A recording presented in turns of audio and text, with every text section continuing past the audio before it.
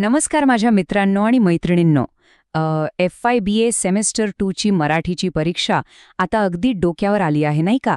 तर तुमच्या या शेवटच्या टप्प्यातल्या तयारीला एक योग्य दिशा मिळावी म्हणून मी ही एक विशेष सराव प्रश्नपत्रिका तुमच्यासाठी घेऊन आलोय.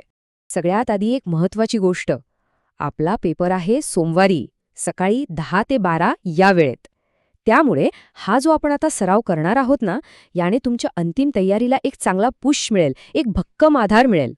ओके, तर आपला हा पेपर असणार आहे 29 गुणांचा आणि आपण हे सगळं एका प्रॉपर प्रश्नपत्रिकेच्या फॉर्मॅटमध्येच बघणार आहोत.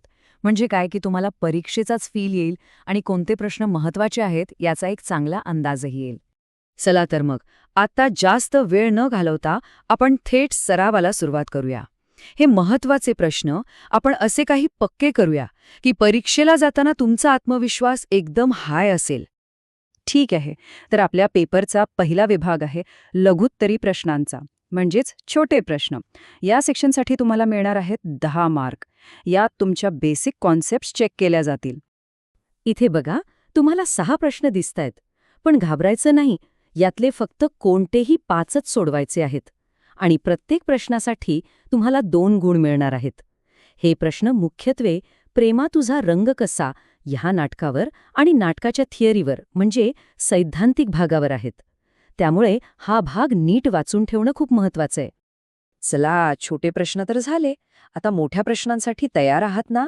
हा भाग जरा जास्त महत्वाचा आहे, कारण इथे तुमचं विश्लेषणात्मक कौशल्य तपासलं जाईल आणि तुम्हाला सविस्तर उत्तरं लिहायची आहेत. ओके, तर हा आहे आपला दुसरा आणि शेवटचा विभाग, दीर्घोत्तरी प्रश्न. आणि याचं वेटेज जास्त आहे, तब्बल 20 मार्क आहेत याला. त्यामुळे इथे उत्तरं एकदम व्यवस्थित, मुद्देसूद आणि सविस्तर लिहिणं अपेक्षित आहे. या सेक्शनमध्ये तुम्हाला 2 गट दिसतील.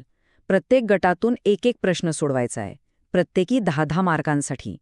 चला, आधी आपण पहिला गट बघूया, जो आहे नाटकांवर आधारित. तर तुमच्यासमोर 2 ऑप्शन आहेत. एक तर तुम्ही प्रेमा तुझा रंग कसा या नाटकाचं स्वरूप आणि विशेष यावर लिहा, किंवा नटसम्राट ही एक श्रेष्ठ शोकांतिका का आहे हे स्पष्ट करा.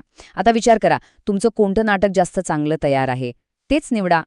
चला, आता वळूया दीर्घोत्तरी प्रश्नांमधल्या दुसऱ्या गटाकडे.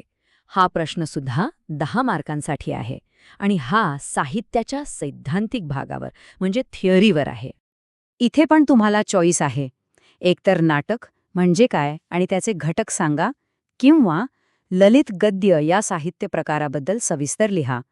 परत एकदा, जो विषय तुम्हाला जास्त सोपा वाटतोय आणि ज्याचे मुद्दे चांगले आठवतायत तोच प्रश्न सोडवा. तर मित्रांनो आणि मैत्रिणींनो, ही होती आपली 30 गुणांची एक छोटीशी सराव प्रश्नपत्रिका. मला खात्री आहे की या महत्त्वाच्या प्रश्नांवरून गेल्यावर तुमचा कॉन्फिडन्स नक्कीच वाढला असेल. एक गोष्ट कायम लक्षात ठेवा, तुमचा अभ्यास झालेला आहे, तुम्ही मेहनत घेतली आहे. त्यामुळे आता टेन्शन वगैरे काही घ्यायचं नाही. फक्त रिलॅक्स राहा आणि आत्मविश्वासाने पेपर लिहा. तुम्ही नक्कीच यशस्वी व्हाल. तर माझ्याकडून तुम्हा सर्वांना परीक्षेसाठी खूप खूप शुभेच्छा. एकदम शांत डोक्याने पेपर लिहा. All the very best.